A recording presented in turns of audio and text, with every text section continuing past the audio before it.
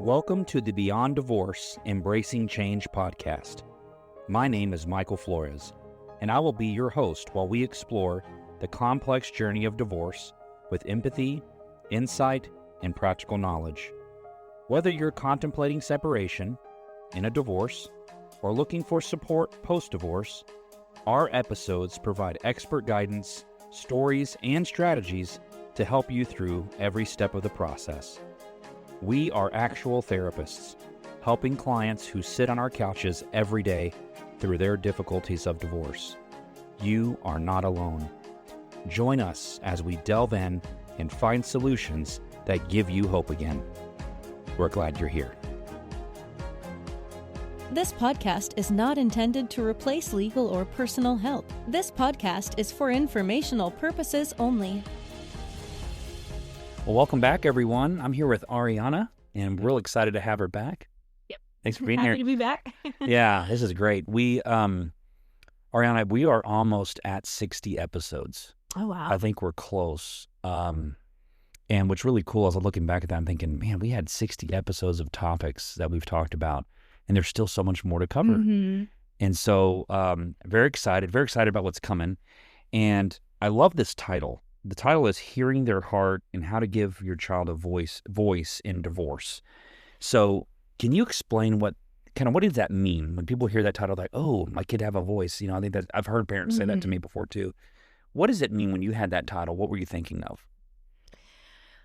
Honestly, Michael, I kind of wanted to build upon the last session or the last podcast we did around just like emotional safety and creating that space for kiddos. Right. And we talked about the turmoil, if you will, of divorce and when this happens and kiddos are having to go between homes or navigate parents and their feelings and all of that stuff. And so, a lot of times parents are doing things hopefully in the interest of kiddos, but ultimately in the interest of themselves. And so Yes. how do we give kiddos a sense of peace, a sense of voice, a sense of just calm in all of the storm, if you will? Love it. And I think that matches with a lot of what parents tell me they want for their kids. They want their kids in the calm. It's almost like being in the eye of the storm, right? There's a storm around them, but they're at that stage where they're in the middle and it's calm in there, and wanting their kids to have that. And I agree with you too, that it comes up a lot too, that parents want their kids to have a voice, but they sometimes confuse voice and choice, and so we don't want kids to get in a position where they feel the obligation of choice, makes sense, but definitely wanting to give them a space to have a voice. And so I hope that this will help cover some of that and we can kind of get into that a little bit. So the first topic you put here was listening without leading. Tell us more about that. Yeah, it's really just creating that space for emotional honesty for kiddos. Mm-hmm. It's having them, a lot of times if we ask questions, there's a right answer, right? Or if not a right answer, there's an answer we at least want to hear. You love spending time with me, right? You love it when I take you to the park. We had such a fun time at Chuck E. Cheese yesterday, right? Like the intention is there, helping remind them that they enjoy being with you or they had a good time. But a lot of times that creates kind of just a sense of obligation for the kiddo. Well, I know that mom wants me to hear me say yes. Or I know that, if I say, I have to say yes to mom that I enjoyed spending time with her because then she's going to feel bad if I enjoyed spending more time with dad, right? Like we're putting the kiddos in the space to where they feel like there's this pressure to answer the right way because they want to protect parents. They want to protect their emotions. Yep.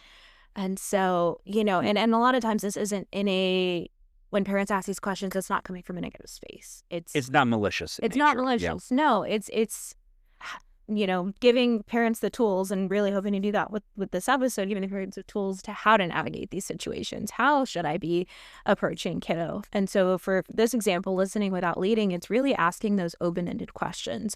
What would be helpful for me to know? How can I support you with, this transition? Or really allowing those questions to not provide a yes or no answer, but allowing kiddo to come up with the answer for themselves. You like coming with me to my house is the leading I think the thing when you said that, all I could think is you're actually asking the question with the answer you intend on hearing by the way you ask it. And so I think good therapists may say, if a parent comes in and says, well, the kid likes coming to my house. And I might say, how do you know? Right now I'm curious. And they go, well, they told me. And I'll say, oh, so they just came and told you, or did you have a conversation with them? Why had a conversation with them? What'd you ask them? You like coming to my house, right? You enjoy your room here, right? Which the kid's pretty cognizant of going, I'm supposed to say yes, right? And so the problem is with parents is my greatest fear for the parents is that the kid told you what you wanted to hear, but what you needed to know. And so you end up missing it. Yeah. As a result of not staying, as you say, open-ended and curious, because you led them to the answer you wanted, you actually get the gatekeeping child, which is the child who now can't tell you what they really want and feel, which means you've also missed it as the parent. So you naturally have set yourself up as a parent to fail. Makes sense? Not calling parents failures, but their questions can be crappy and really do the alternative, which is take that voice away because they're leading them into the answer they want. So I'm so glad you said that. What are some, let's do this. Give another example of how they might use a leading question and then give the alternative question. That makes sense? So maybe an example of here's how they could lead them and here's how you could ask it alternatively. Would you do that for the listeners? Yeah, or I think, kind of back to the other example, let's see. I'm thinking about the holidays, right? Like, oh, you enjoy going with me to my mom's house, right? To grandma's house, right? I think another way, if kiddo's like, yes, no, or they're having to decide, who do I go with, mom's side? Do I go with dad's side? What does this look like? It's, oh, where would you like to spend time? What do you enjoy, at this place? How, what would you like me to think about? So it's just really providing what, how, when, who, those kind of open-ended conversation starters. Yeah. A closed-ended conversation for parents that are listening is going to end with a yes or no answer. And an open-ended is going to give them ability to elaborate. So instead of saying, do you like the color green, which is yes or no, you may say, what do you like about the color green? And so now I get to tell you about it. Or what color do you like the most? Yeah. Right. So now, yeah, it's broader question. It's a broader what one. Color, what yeah. Food, what? So going back to your example of you like coming with us to my side of the family for the holidays, right? Okay. Right. There's Say right. That right. prompting. Yeah. It's a prompt. But the alternative way to ask it is, what do you like about coming with your family on my side? What do you like about coming with us? And so it also is presuppositional. I'm assuming you like it by saying, what do you like? Yeah. But I'm also leaving it open-ended, saying for the kid to go, I don't really like it that much, Yeah. You want your kid to be able to give you their opposition because that tells you they're comfortable. If I can't oppose you, I'm not comfortable with you. Yeah. It's not a safe, emotionally, you say it's safe because I can't give you opposition. I got a teenage daughter right now, Arianna, and she has given me opposition on, just her attitude and everything else. And I'm trying to be real careful not to be overly corrective. I just don't, if it comes off disrespectful, then that's different. But if I overly correct, she'll start not telling me the hard things. Yeah. Make sense? Because dad, mom, whomever doesn't want the conflict. They don't want the negative. And instead I want to see me happy. Yeah. And it's actually quite the opposite. So the only way I can do that is I have to let her have conflict. I got to let her be conflicted with me. I got to give her permission to have conflict with me and say, I don't like this, or I don't like it. I don't like when you say that kind of stuff to me, Dad. And I have to be welcoming to that. And so I think with parents that are asking those leading questions, what you're really telling your kid is, I'm afraid of you giving me an answer that I don't want. So that's why it's so important too to not ask those types of leading questions. What a great one. And sometimes too with that, you don't have to have a response to it. You don't have to fix it. It's just, thank you for sharing that with me. Thank you for letting me know that you don't like the way I handled that. Thank you for letting me know that. And isn't that really a voice for the kid? Yeah. That? Absolutely. Yeah, letting them be in opposition with you. That's the voice. It's acknowledging their feelings. It's creating that emotional security. You can tell me the good, bad, and ugly. Bring it. I love that. Oh, that's good. Anything else you want to say on that one?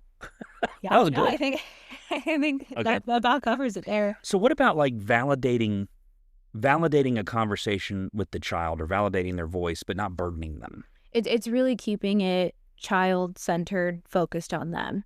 So what does that look like? Yeah, one of the things that we get a lot is, two households, the kiddo is going between both households. Mm-hmm. Kiddo might have a meltdown one morning and, oh, this is so hard having to go to other parents' house. Mm-hmm. This sucks. I don't like this. And to be able to validate is, thanks, bud. Thank you for sharing that with me. I know it's really difficult, but you've been doing such a good job. You've been doing so well packing up your stuff. You've been doing so well moving from, my parent A's house to parent B's house. Yeah. Burdening would be, oh man, I know it sucks. I miss you so much when you're gone. I just can't wait till you come back to me, right? Because then you're putting your emotions, you're putting your burdens on kiddo, and that's also creating that sense of, well, mom's going to miss me, dad's going to miss me, and maybe I can't even talk about that other parent's house or that other experience because it might hurt this parent that I'm with. So what does that do to their voice when you do that, when you put that burden on them? You're funneling them to that narrative, right? You are keeping them back to what we talked about. This parent only wants to hear these things, these positive things, these things about me, these things about, you're really just stifling that safety and that just autonomy, if you will, to be able to share those things. Mm-hmm. Yeah, absolutely. I wonder, it's so weird because when I think of the roles kids play and I think of gatekeepers, I wonder if gatekeepers actually deal with parents that are doing that. Like the parents probably not maliciously, but burdening the child. Yeah. The parent is leading the child. And so they're almost developing a gatekeeper. Make sense? When they do that. And I think it's hard as parents, because I imagine, whether it's one kiddo, two kiddos, however many kiddos, I think a part of you probably is also a little worried about, well, I want to be a good parent. I want to make sure that they like me. And maybe in your own just worries and insecurities about, well, they need to like my house too. I don't want them to like other parents' house better. That you subconsciously are putting that on them, right? Like they have to perform, they have to give a response, you need to connect with them emotionally and have them feel like they're your kid. Do you think that parents do that as a fear of the kid's going to reject them? Absolutely. Yeah. So the parent's now responding to the kid, burdening the child, leading the child out of fear that the child will at some point reject them. Well, I would go on to say too, a parent has probably experienced some sort of reject in the relationship between the co-parent previously. Oh, true. And so I could see the fear of that trickling down to the child. I lost my spouse. Yeah, lose my kid. I don't want to lose my kid too. Yeah. Not realizing that they're actually doing the behavior that puts the kid in a position to say, I want to avoid you. This is too much emotion with mom, with dad. I'm just going to check myself out and choose other parent at this point.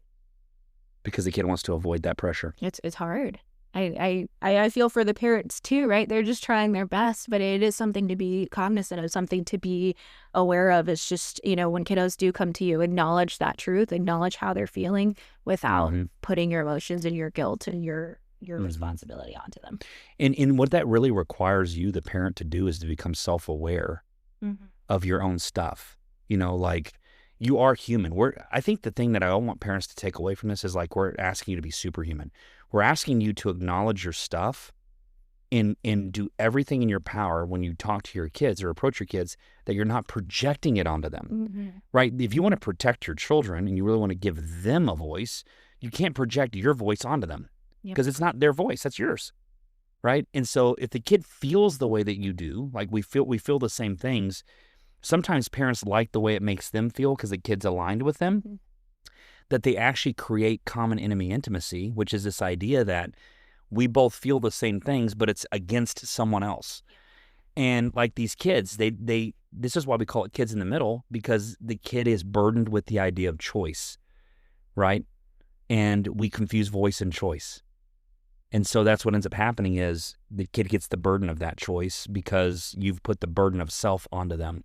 And what is a kid's natural tendency that they want to do is, I want to take care of the parent so the parent can take care of me. And that becomes a burden, right? Yeah, they're having to scaffold the support to make sure that the adults, the ones who are in charge of them, can take care of them. Isn't that something?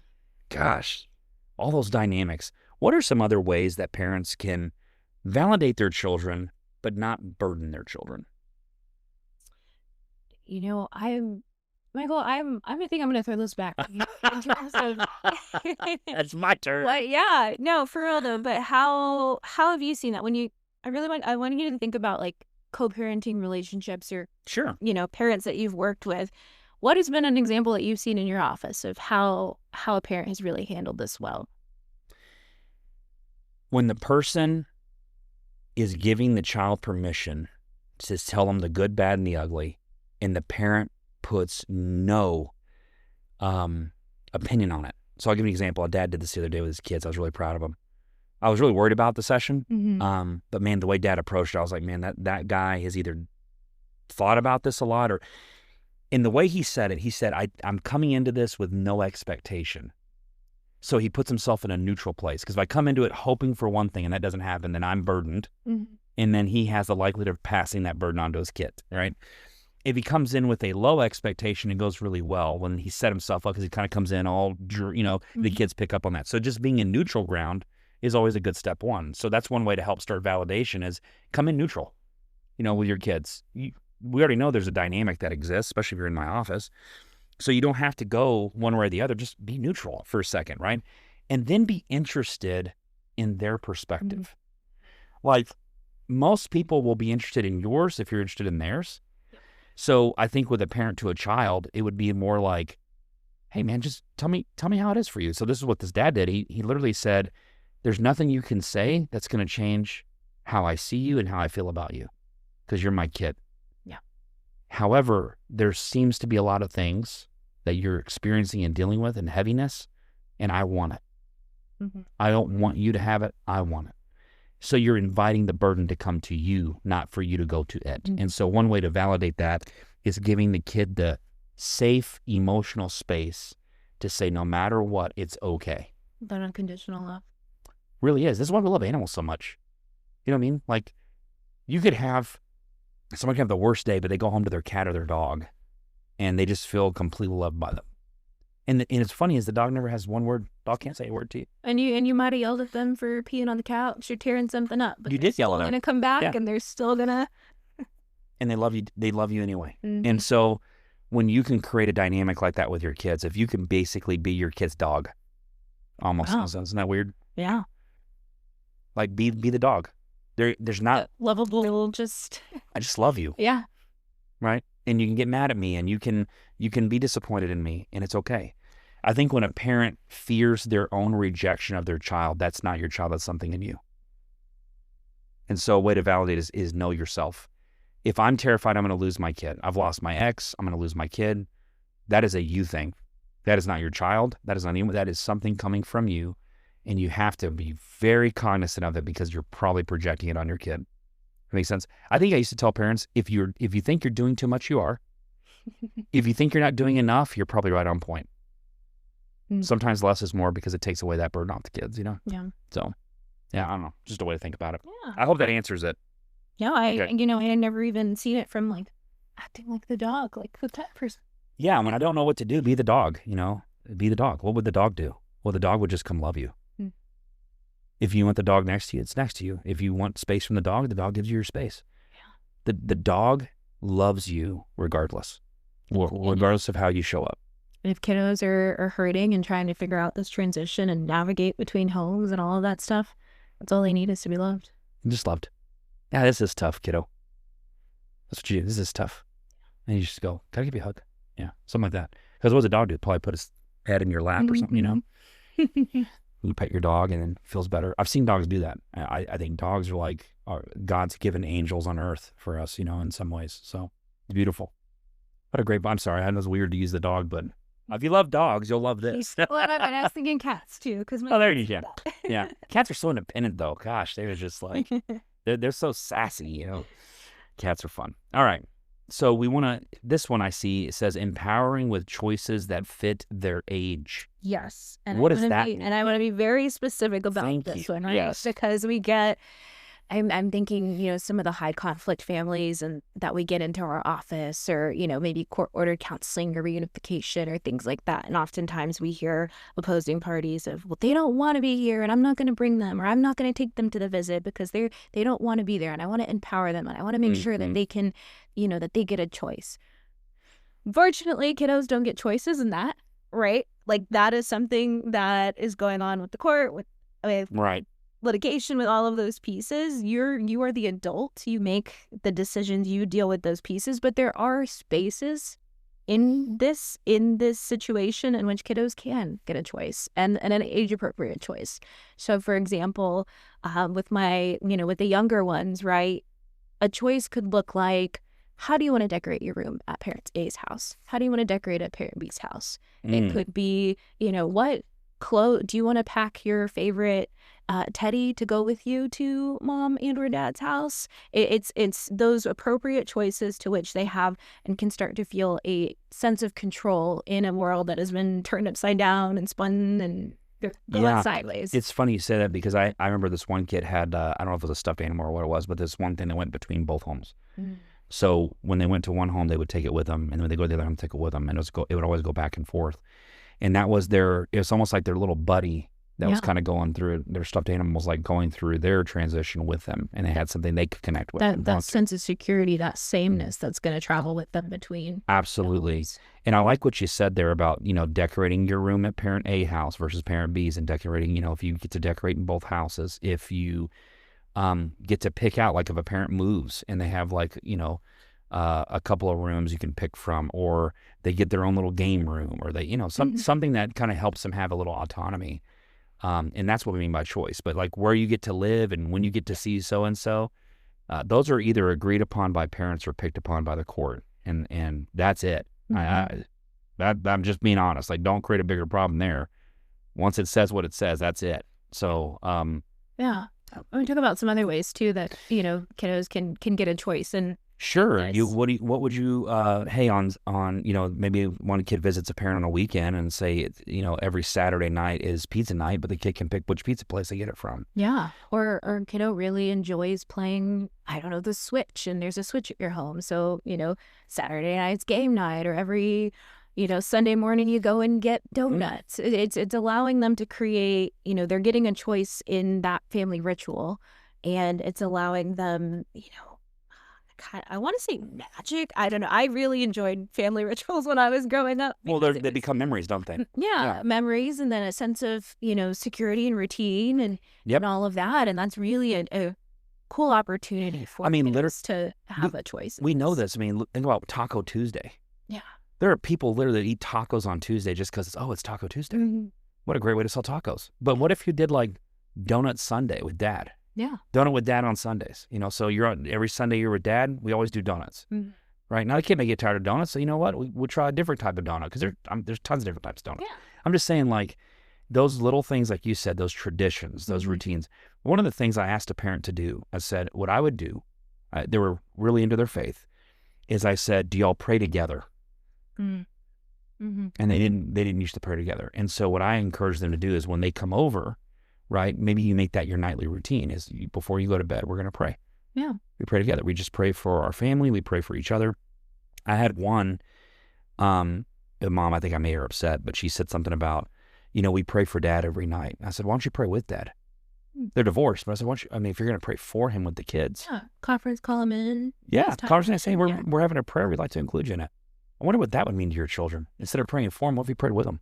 Yeah.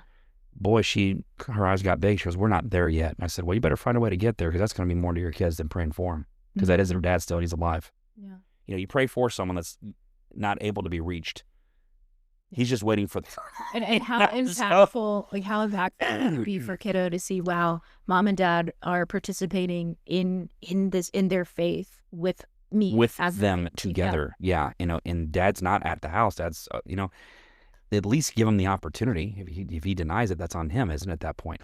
I think that's the thing about it's extending the olive branch, right? Mm-hmm. And doing that same thing with your kids is you extend the branch where you have control to control it. Like decorating their room in your home, you can extend that olive branch. Makes sense? But you can't extend the olive branch if you get to decorate your room in your other parent's home. Yeah, that's for them to just... That's right. That's their thing.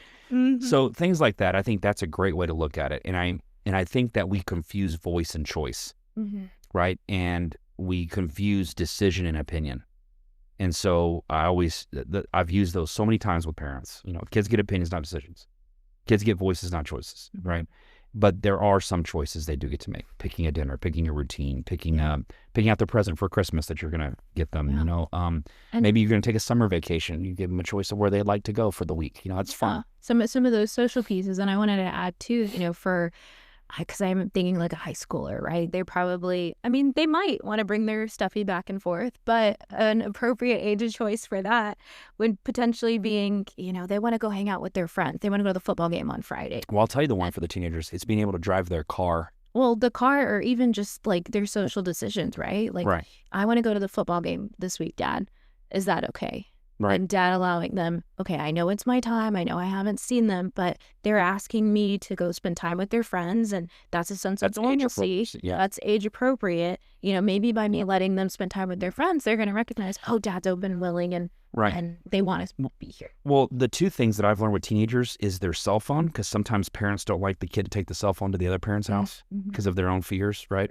So the kid either ends up with two phones or no phone as a result. And so for a teenager, I've seen phones and I've seen cars. And the reason I say cars is because, let's say one parent is the one that gave them their old car or bought them the car. So I don't want you to take it to other parents' house because I don't want them using it or messing with it or whatever. And so that's where the teenagers come, is they want to be able to have that autonomy, being like, I want to drive my car. Yeah. Right. So if I'm going to spend the weekend at Dad's or the weekend at Mom's, you can say Mom's, that happens too. I want to be able to take my car, regardless of who purchased it for me. It's my car. Because I've asked questions like that in session, like, well, is this borrowed or is it theirs? Well, it's theirs. Then why can't they drive it to and from?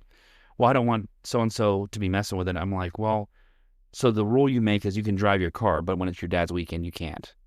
Yeah. So you're taking away the, you know, that choice, that autonomy, that, you know, if the kiddo's used to driving to school and then driving to work and then coming home, how much of a disruption is that for them that week that there's dad to have to be? Absolutely. That's passing the burden. Yeah. It's your burden you pass to your kid, and now you're forcing your kid to fulfill it. And that's taking away their autonomy, their choice, their voice.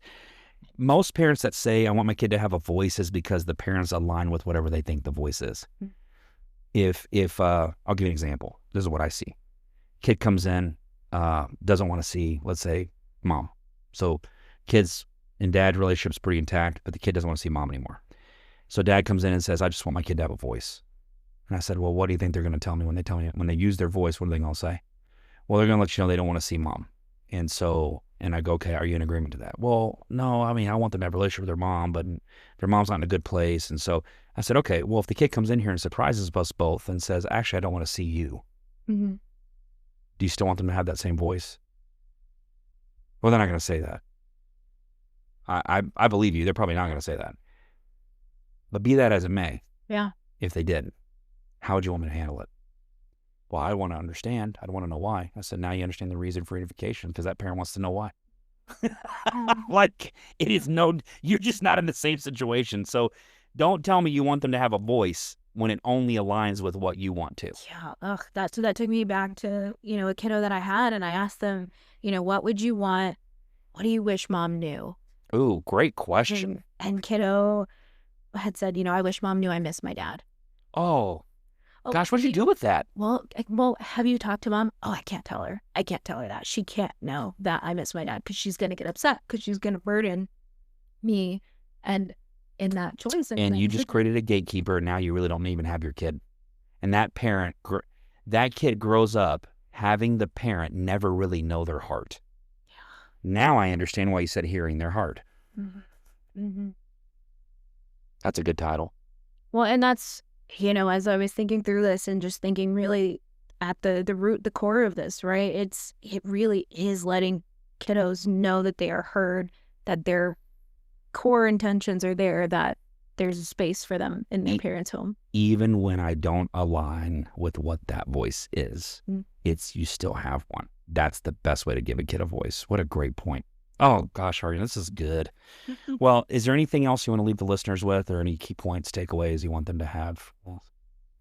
I mean, I think it's being self-aware in all of this, you know, letting your child express what's real to them, comforting them without having them carry the burden of your emotions, and just allowing them to have that sense of control or some sense of peace in all of this and all of everything that's going on for them. Because ultimately, back to what we always hear parents say, even if parents are beefing with each other, right? It's, I want what's best for kiddo. And by keeping these things in your mind, by being self-aware, by really being intentional of how you engage with kiddo, you'll achieve that for them. There you go. Well, thank you for sharing that with everyone. Glad you did this. I'm so glad you're here as always. I get comfortable in these conversations and like, oh, we're getting into this. So these are wonderful topics. I'm so glad that you, Arrianna, have come to share that with us. I'm so glad you listeners have continued to chime in. If for those that aren't going to hear this episode or not listening to this episode, man, I feel for them. That's going to be tough. So if there's someone that could benefit from hearing this episode, share it with them. Feel free to comment if you can on those things. I think we usually leave a place for that. But I would love to say that we'd love to hear from you as well. So we want to thank you. Thank you for being here. Please subscribe to the podcast. Find us on Apple, Spotify. We're on YouTube. So pretty much anywhere you can find. I don't think we have any TikToks, though. I don't think we do TikToking. I don't think we're TikToking. And we're on Instagram. You can find us on Instagram and Facebook. But we do appreciate you so much. Thank you so much. Keep moving forward, everyone. And we'll see you next time.